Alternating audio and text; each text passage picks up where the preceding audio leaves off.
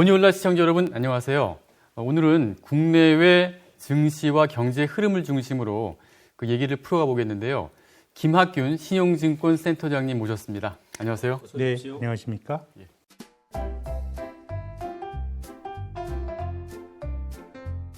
자, 그 코스피가 종가 기준으로 그 사상 최고치를 경신했지만 다시 또 뭐 떨어지기도 하고 네. 좀 왔다 갔다 오르락내리락하는 모습을 보이고 있는데요. 그러면서도 계속은 그래도 좀 우상향하는 좀 모습을 보이고 있거든요. 네, 네. 코스닥은 뭐 그거보다는 변동폭이 더 큰 것 같기도 하고. 네. 지금 현재 그 증시 상황을 어떻게 좀 봐야 될까요? 굉장히 뭐 강하다고 봐야 되겠죠. 뭐 주가라는 게 아무리 강세장에서도 매일 오를 수는 없고 오르락내리락이 반복이 되는데 작년 그 코로나 팬데믹 이후로 1,400에서부터 한 3,200 올라오는 동안에 거의 뭐 조정다운 조정이 없었습니다. 그냥 뭐 굉장히 약한 조정을 받고 사상 최고가를 경신했기 때문에 뭐 전반적인 기조는 굉장히 강한 것 같고요. 근간에는 어쨌든 올해 글로벌 경기가 제조업 경기가 회복세를 나타내고 있고 또 한국 사람들이 주식을 정말 계속 열심히 합니다. 뭐 제가 증권회사 다니면서 보지도 못했던 자금 유입이 계속 되고 있습니다. 예. 작년에 88조 원이 들어왔거든요. 예. 이게 뭐 사상 최대인데 지금 5월까지 55조 원이 들어왔습니다. 올 들었어요? 예. 그러니까 작년에 들어오는 속도보다 훨씬 더 빠른 속도로 들어오고 있기 때문에 뭐 경기 회복 플러스 그 내부적인 유동성 네. 뭐 이런 것들이 주가를 지탱하고 있는 것 같고요. 예. 다만 시장의 색깔은 약간 좀 다른 것 같습니다. 작년뿐만 아니라 최근 수년 동안에 미국의 팡을 대표로 한 성장주들이 많이 올랐는데요. 예. 최근에는 그래도 우리가 이름을 많이 들어본 전통적인 제조업 주식들이 강세를 나타내고 있다는 점이 특징적이고 미국에서도 마찬가지입니다. 나스닥은 막 흔들려도 다우지수는 사상 최고치거든요. 그러니까 전체적으로 성장주에서 전통적인 제조업 주식 중심으로 좀 주도주가 바뀌었다라는 게 한국이나 미국이나 특징적인 일인 것 같습니다. 네. 그 최근 요 보름 동안 좀 이렇게 상황을 보니까 개인과 기관이 서로 완전히 데칼코마니 가지 반대 네, 양상을 보이거든요. 네. 기관이 팔면 개인이 사고, 네. 개인이 팔면 기관이 사고. 외국인은 이제 한 열흘 정도는 계속 이제 좀 매도. 파는 그런 좀 분위기인데, 요거는 어떻게 좀 봐야 될까요? 뭐 사실은 누가 사면 누가 또 팔아야 되니까요. 네. 이제 순매수와 순매도자는 나뉘기 마련인데 이제 플레이어들이 굉장히 많기 때문에 기관이라고 하더라도 이게 어떤 일치된 의견으로 말하기는 좀 힘들 것 같고요. 네. 그래서 뭐 그게 뭐 의도된 결과로 보진 않는데 근데 어쨌든 핵심은 개인 투자가들이 계속 돈이 들어오면서 빠질 때마다 좀 열심히 사면서 시장을 하락을 막는 역할을 하는 것 같고 예. 기관 투자가들 중에서 좀 눈에 띄는 게 5월 들어서 연기금이 13개월 만에 순매수를 기록하고 있습니다. 예. 그동안 이제 우리나라 국민연금을 비롯한 연기금은 주가가 올라가게 되면 굉장히 이제 자기들이 그 정해놓은 운영 규정상 파는 힘이 강해지는데 4월 달에 조금 운영에 이제 유연성을 가질 수 있는 어떤 제도의 변화가 있은 이후로 연기금이 오래 사는 건 조금 눈에 띄는 점입니다. 네. 일단 이제 5월장에서 걱정했던 것 중에 하나가 이제 공매도 재개였는데 한 열흘 지나서 보니까 뭐 초반에는 약간 영향이 있었고 뭐 바이오라든지 이런 쪽은 이제 영향을 입었던 것 같은데 지금은 거의 회복한 게 아닌가 이런 생각이 들거든요. 네. 우리 센터장님 보시기에 뭐 공매도 효과는 거의 다 이제 끝났다고 봐도 되는 건지 아니면 조금 더 경우에 따라서는 또다시 효과가 볼 수도 있는 건지 이건 어떻게 봐야 됩니까? 뭐 이제 공매도의 공격을 받았던 게 바이오 주식들 또 정유주들도 공격을 받았는데요. 네. 근데 반대편에도 주식을 사는 힘이 워낙 강하다 보니까 네. 어쨌든 공매도는 주가를 끌어내리는 힘으로 작동하는 힘이 존재하게 된 거는 사실이지만 지금 이제 사는 쪽의 힘이 강하다 보니까 결과적으로 영향을 좀 덜 받았는데요. 근데 저는 공매도에 대해서 뭐 개인 투자가분들이 갖는 피해의식에 대해서 어느 정도 공감을 하면서도 그동안 공매도 잔고가 우리 증시 만들어지고 계속 높아져 왔거든요. 근데 길게 보면 주가는 올라온 겁니다. 그럼 주가 하락에 베팅한 사람은 계속 돈을 잃었을 텐데 누가 그렇게 공매도를 하나 생각을 해보면 순수하게 주가 하락에 베팅해서 떨어지는 가운데 돈을 벌고자 하는 힘은 저는 공매도 우리가 보는 금액의 일부일 거고 상당수 공매도 금액은 이제 페어 트레이딩이라 그래서요. 주로 사모펀드가 많이 하는데 예를 들어서 A백화점이 좋아 보여요. 저평가돼 있고 B마트는 고평가돼 있다 그러면 A백화점을 사고 비마트를 파는 게 일종의 페어 트레이딩입니다. 해지한다 말씀이죠? 해지 내지는 해지라기보다는 나쁜 거 팔고 좋은 거 사면 뭐 해지일 수도 있고요. 네. 그럼 이제 파는 거는 빌려서 파니까 공매도로 잡히는데 네. 이 페어 트레이딩에서 사는 쪽은 그냥 사면 되는 겁니다. 예. 그러니까 이건 뭐 굳이 신고할 필요도 없는 거 아닙니까? 네. 그래서 실제로 우리가 보는 공매도 잔고의 상당수는 반대편의 매수가 같이 따라오는 일 가능성이 있고요. 네. 근데 최근에 뭐 바이오 같은 논란이 되는 주식들은 주가 하락을 노린 공매도의 힘이 존재한다고 봐야 되는데 우리가 뭐 한 일주일 정도 본 것처럼 시장 전체적으로 미치는 영향은 저는 중립이라고 보고요. 네. 종목별로는 뭐 공매도의 타깃이 될 수 있는 종목들은 뭐 나올 수도 있다고 봅니다. 그럼 아까 말씀 중에 이제 우리가 최근 장세 주도주가 좀 바뀌어가지고 뭐 가치주, 이른바 전통 제조업이 좀 계속 강하고 네. 한동안 주식을 이끌었던 이제 성장주는 좀 약해졌는데 이게 이제 우리 뭐 주식 초보자들 위주로 보면은 성장주에 많이 지금 들어가 있는 상태 아닙니까? 네.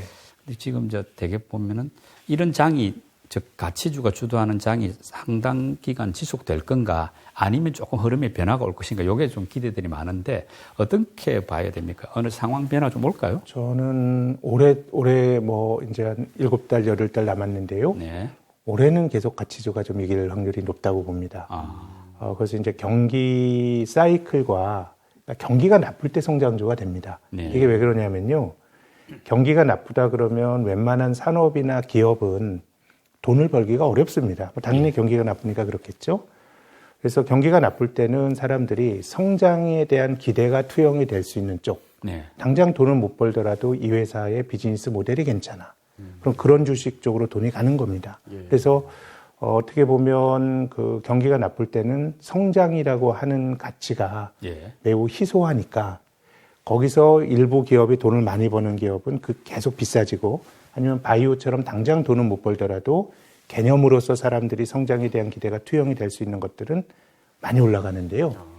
근데 경기가 좋아진다 그러면 사실 숫자가 나오는 기업들, 어떤 막연한 성장 가치보다 숫자가 나오는 기업들로 쏠림이 나타나는 경우가 굉장히 많습니다. 네. 그래서 지금 코로나 팬데믹 이후로 이런 정도로 경기가 회복이 되는 강도는 최근 4, 5년 중에서 가장 강한 강도거든요. 그래서 만약에 경기 회복세가 쉽게 꺾인다 그러면 다시 성장주가 될 가능성이 있고 경기 회복세가 계속 된다 그러면 성장주보다는 숫자가 나오는 전통적인 주식들이 될 가능성이 있는데 저는 경기가 지금의 경기 회복 사이클이 진짜 독특합니다. 네. 보통은 수요가 좋아서 경기가 회복이 되는데 지금도 작년의 기저효과를 생각하면 작년보다는 수요가 좋아지는 것도 맞지만은 중국의 그 철강 가격이 사상 최고치거든요. 그럼 중국의 수요가 지난 2007년, 2011년처럼 중국 경제가 고성장할 때보다 강하냐? 그건 아닙니다. 근데 지금 중국의 철강 가격 같은 거 올라가는 것에 대한 제 해석은 공급 쪽에 문제가 있는 것 같아요. 네. 이제 글로벌하게 철강 산업이 장기적으로 성장성에 대한 우려도 있었고 또 2018년부터는 미중 무역 분쟁이 막 나타나면서 기업들이 투자를 안 했어요, 전통 산업에. 그러다 보니까 조금만 수요가 늘어나도 수요가 늘어나는 것보다 공급이 못 쫓아가다 보니까 가격이 올라가면서 뭔가 기업들의 이익이 개선이 되는 모습들이 나타나고 있는데 아직까지도 저희들이 기업들을 보면 조심스러운 것 같아요. 뭔가 투자를 늘려야 되겠다 이런 의사결정을 잘 못하기 때문에 네. 지금 이런 것들이 수요가 뭐 아주 급감하지 않는다 그러면 기본적으로 공급 쪽에서 문제가 있기 때문에 조금 이 사이클이 더 연장이 될 가능성이 있고요. 반대편이 이제 반도체 같은 주식들이죠. 네. 저는 반도체 주식은 뭐 삼성전자나 SK 하이닉스나 정말 훌륭한 한국을 대표하는 기업들이 훌륭한 기업이지만 투자자 관점에서 보면 조금 투자하기에 좋은 주식은 아닌 것 같아요. 이런 기업들의 속성은 투자를 많이 해야 되거든요. 돈 벌면 투자합니다. 네. 그럼 효율이 높아지니까 제품이 양산이 되면서 단가가 또 떨어져요.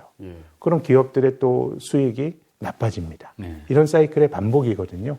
그래서 최근에 반도체 주식이 조금 부진한 이유도 저는 굉장히 투자가 활성화되고 있고 또 그 이제 뭐 반도체 밸류 체인이 서로 이제 그 미국 주도로 재편되는 과정에서 또 포괄적으로 투자가 더 늘어날 수 있는.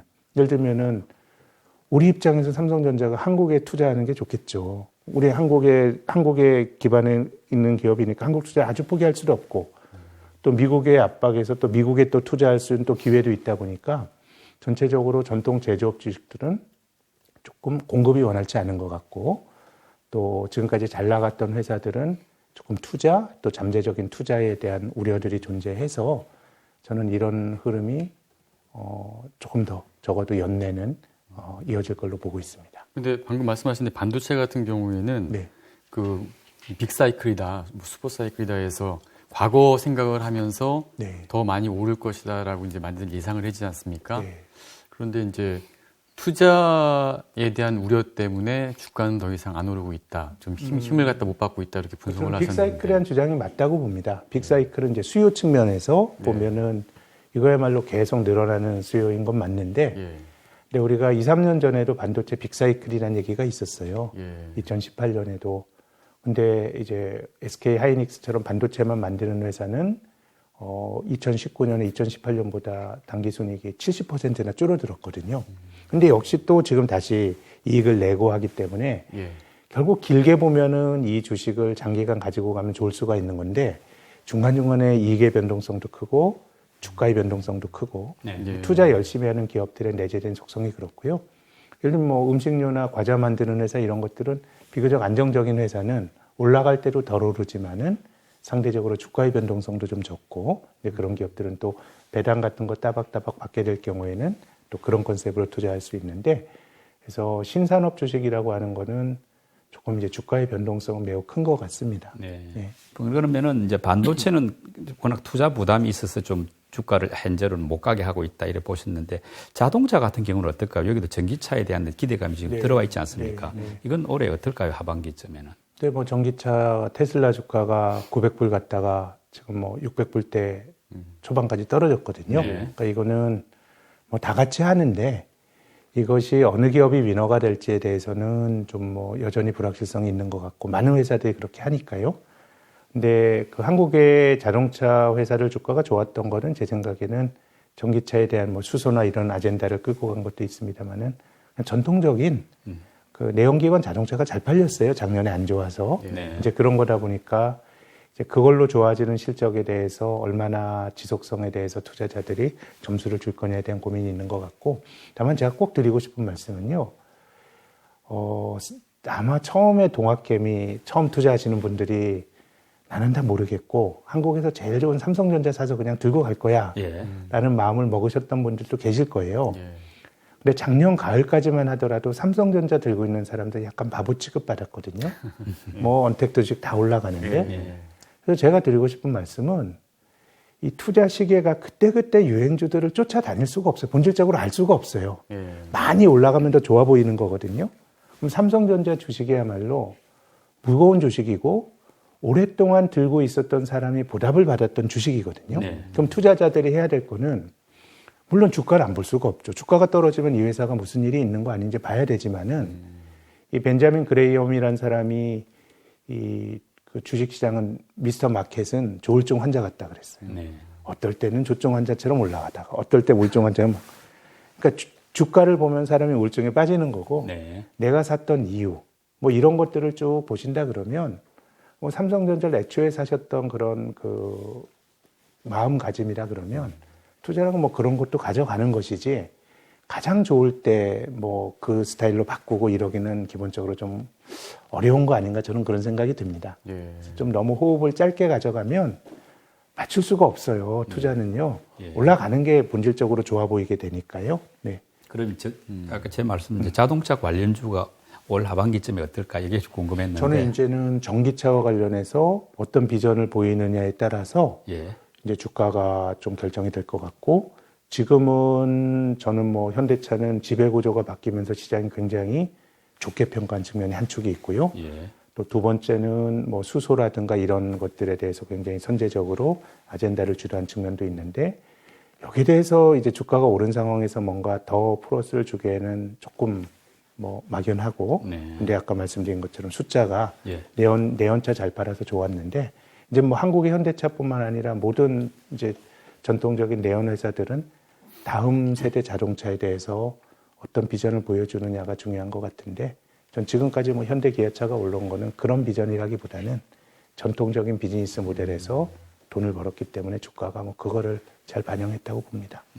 그 약간 같은 맥락에서 우리나라 그 코스피를 상위권 종목들 보면은 지금 가치주, 뭐 성장주 말씀하셨는데 지금까지는 약간 성장주로 좀 평가를 받았다는 그런 평가들이 있는데 어떻게 좀 봐야 될까요? 그렇다면 한국의 삼성전자는 가치주 인덱스로 들어가고 성장주 인덱스로 들어갑니다. 이게 그렇죠. 뭐 이익은 많이 늘지만 밸류에이션이 비싸진 않으니까요. 근데 전체적으로는 뭐 네이버나 카카오나 셀트리온이나 성장주들이 뭐 최근 수년간 득세를 했고 전통적인 제조업 주식들은 계속해서 이제 밀려났었는데 저는 뭐 투자에 있어서 늘 거의 반복되는 법칙은 수익률의 평균 획이라고 생각합니다. 수익률, 그러니까 서로 스타일이 다른 것들이 많이 올라간 건 좀 가라앉고 많이 떨어진 건 올라가면서 전부 비슷해지는 건데 뭐 길게 보면 성장주 강세가 2009년부터 10년여 진행이 됐거든요. 그래서 뭐 이러다가 다시 또 뭐 성장주가 또 갈 수도 있겠죠. 그렇지만은 성장주가 좋았던 거는 굉장히 많이 주가가 반영을 하고 있어서요. 이게 올해 시작이 되는 게 몇 년 가르름인지 아니면 길게 보면 성장주가 계속 이기는 과정에서 잔파도인지 이걸 알 수는 없습니다만은 올해만 놓고 보면은 좀 작년과는 좀 다른 스타일의 모습이 나타날 것 같고 아까 말씀드린 것처럼 경기가 제일 중요합니다. 제 예상과는 다르게 경기가 일찍 꺾인다 그러면 뭐 전통적 제조업 주식들은 안 되고 다시 또 성장주가 또 올라갈 여지가 있겠죠. 우리 센터장님은 이제 단기 트레이딩보다는 주식을 좀 장기 투자를 해야 된다 이렇게 그런 쪽으로 좀 권장하시는 편인데 요즘 장은 보면은 이렇게 변동성이 좀 있지 않습니까? 하루 올랐다가 또 떨어졌다가 이런 장에도 장기 투자가 좋을까요? 그러니까 그런 거를 맞출 수 없으니까 그 하루하루 우리는 기본적으로 잘 모른다는 게 전제가 된 거거든요.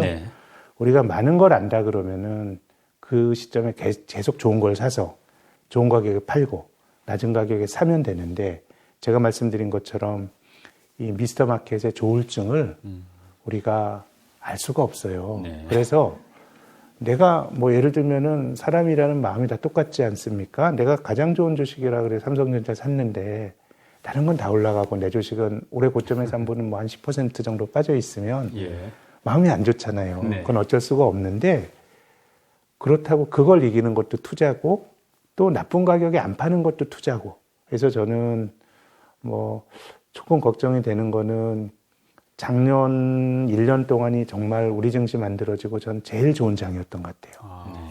근데 저는 주식시장이 원래 이런 곳이야라고 생각하시면은 안 되지 않을까라는 생각은 좀 듭니다. 사서 기다리고 이런 것들이 기다림도 또 투자의 일부인데 그래서 제가 조금 느끼기에는 투자 처음 하신 분일수록 조금 이제 시세에 대한 조급증 뭐 이런 것들이 느껴지는데 뭐 삼성전자를 비롯해서 제가 이 말씀을 뭐 제가 뭐 주가 흐름을 뭐 저도 모르겠지만 그래도 말씀드릴 수 있는 거는 투자의 기회는 늘 있는 것 같아요. 저는 투자에겐 버스와 같다고 생각해요. 이게 가면 또 와요. 그러니까 이것만이 아니다라고 하는 조급증이 투자에선 가장 나쁜 거기 때문에 뭐 조금 주가가 안 올라서 답답하신 분들도 시세도 보셔야 되겠지만 이 기업의 변화가 없는지 내가 혹시 뭐 간과한 게 있는지 이렇게 생각하시는 습관을 들이시는 게 장기적인 승률을 높이는 데 저는 좀 좋은 습관이라고 봅니다.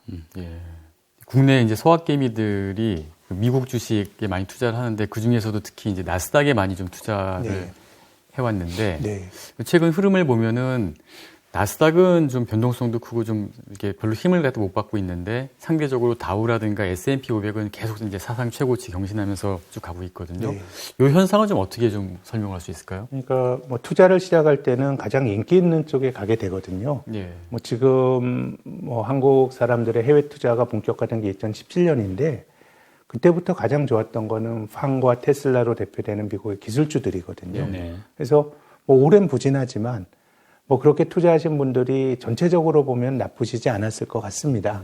근데 이제 성장주라고 하는 거는 미래에 대한 어떤 기대치는 되게 큰데 그걸 주가에 많이 반영을 해서 밸류에이션이 이제 비싼 게 성장주거든요.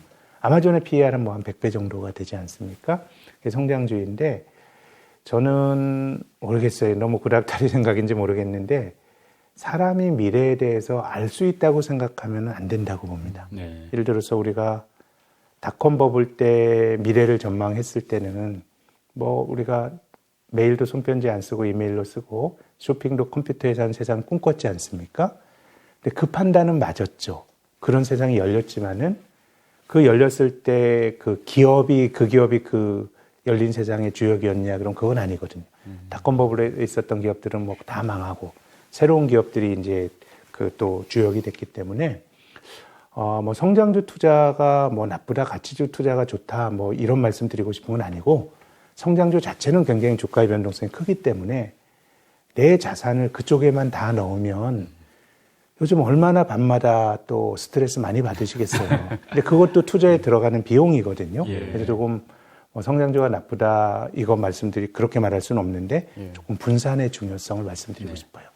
미국은 한국보다 배당을 많이 주는 종목도 많고 여러 가지 스타일이 많거든요. 그렇기 때문에 조금 성장주만 가지고 계신 분은 높은 주가 변동성이 성장주 투자하면서 가져야 될 큰 저는 비용이라고 보거든요. 그래서 조금 분산의 중요성을 말씀드리고 싶습니다. 그러니까 나스닥 있는 종목도 사고 S&P 500 다우에 있는 것도 사고 해서 좀 포트폴리오를 적당하게 구성해야 배당을 된다. 뭐 미국은 30년 이상 배당을 준 회사도 50개가 넘고 그랬거든요. 네.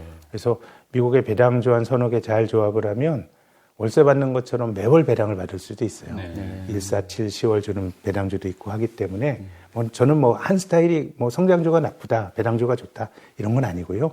우리가 분산 투자를 말하고 이런 게 기본적으로 잘 모른다란 철학이 내재가 된 거예요. 네.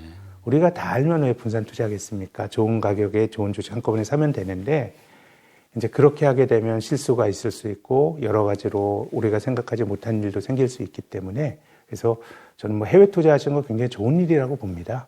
뭐 우리가 투자라는 거는 꼭 한국 땅에서만 안 하고 더 좋은 기업의 투자 대상을 찾을 수 있어서 좋은 건데 지금까지 성장주 쪽에 많이 자산이 포트폴리오가 많이 가 계신 분은 조금 분산의 중요성을 말씀드리고 싶습니다. 그죠. 올해 하반기에 보면 여전히 이제 우리 센터장님 보실 때는 이제 가치주 시대가 열린다고 보시니까 뭐 서학개미들 같은 경우는 지금 대부분이 말씀대로 이제 기술주에 많이 가 있지 않습니까? 네. 그래서 포트폴리오를 분산 조정한다 하는 게 좋겠다고 하셨는데 대략 어느 정도 비중으로 했으면 좋을지. 그건 뭐 제가 어떻게 드릴 말씀이 어느 게 황금 비율인지는 좀 모르겠네요. 네. 뭐 저 같은 사람이라 그러면 성장주를 제 재산의 반 이상 놓지는 않을 텐데 네. 그거는 뭐 투자할 돈의 어떤 시간이나 위험에 대한 선호에 따라 다를 수는 있는 것 같은데요. 어쨌든 형편에 닿게 네. 한꺼번에 다 넣는 것 자체가 그런 게 어떻게 보면 약간 조급증의 발로일 수도 있어요. 네. 이거 아니면 안 된다라는 생각일 수 있기 때문에 조금씩 나눠서 투자하시는 걸 시작해 보시는 것도 네. 우리가 저는 평생 투자하고 살아야 될 우리들 입장에서 굉장히 좋은 훈련이 될 수 있을 거라고 봅니다. 미국에서는 뭐 이제 앞으로 그 가치 쪽으로 상황이 나쁘지 않다고 보시는 것 같은데 다만 미국이 이제 법인세 올리는 거하고 네. 자본이득세 또 최고세를 올린다. 이게 지금 미국 네. 정시에 대한 부담 요인 아닐까요? 그럴 수도 있다고 봅니다. 네. 저는 이게 미국뿐만 아니라 글로벌하게 나타날 수 있다고 보는데요. 지금 2008년 이후로 또 코로나 이후로 뭔가 이제 경제가 잘 안 돌아가니까 금리를 낮춘 겁니다. 네. 금리를 낮춰서 중앙은행이 금리를 낮췄을 때는 이 주식 투자하는 사람 혹은 집 가진 사람만 부자가 되라고 낮춘 건 아닐 테고요. 뭐 자산 가격 올라가는 게 경제에 꼭 뭐 100% 나쁜 건 아닙니다만은 이게 뭐 실물 경제 쪽으로도 좀 가고 그런 기대를 가졌는데 이게 그 저금리가 안착이 되면서 자산 시장만 풍선 효과를 누리게 되니 그러면 이제 이거를 잡을 수 있는 거는 금리를 올리는 건데 근데 자산 시장 잡자고 금리를 올리자니 하지만 구조적으로 금리를 높이 올리면 경제가 나빠지니까 정부가 자원 배분을 할 것 같습니다. 네. 그러니까 미국의 법인세 인상 또 한국도 저는 내년 대통령 선거에서 우리가 지금 정도의 재정을 쓴다 그러면 이 증세에 대한 논란이 안 벌어질 수 없다고 봅니다. 네. 벌어지게 될 거고요.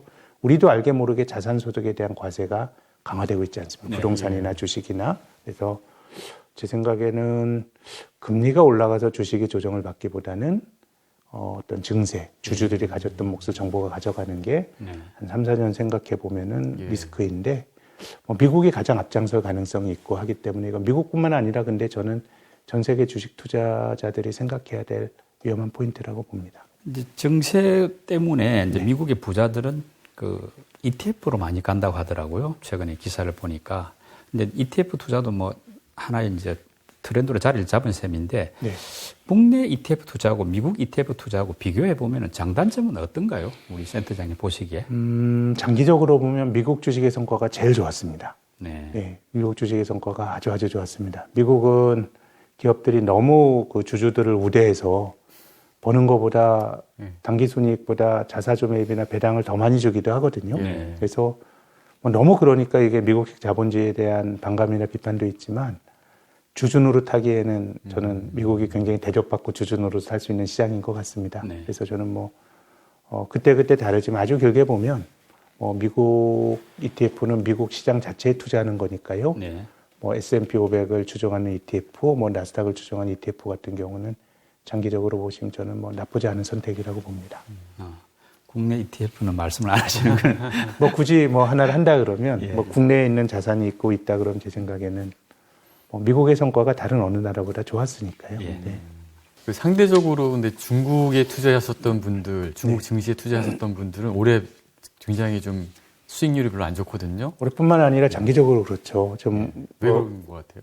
그 중국은 일반적으로 경제가 고성장하는 나라에 내가 돈을 묻으면 고성장의 수혜를 누릴 수 있다라고 생각을 하시거든요. 그러니까요. 예. 근데 우리나라가 지금보다 훨씬 경제의 역동성이 있었던 데가 8, 90년대 아닙니까? 예, 예. 그때 주식이 좋았냐 그러면 80년대 후반에 3조 호황 때 딱 3, 4년만 좋고 주식이 본질적으로 안 좋았어요. 네. 그래서 저는 성장하는 시장에 투자하게 되면 오히려 그 성장이 투자자들 배반하는 경우가 있는데요. 전 두 가지라고 보면 첫 번째는 지배구조입니다.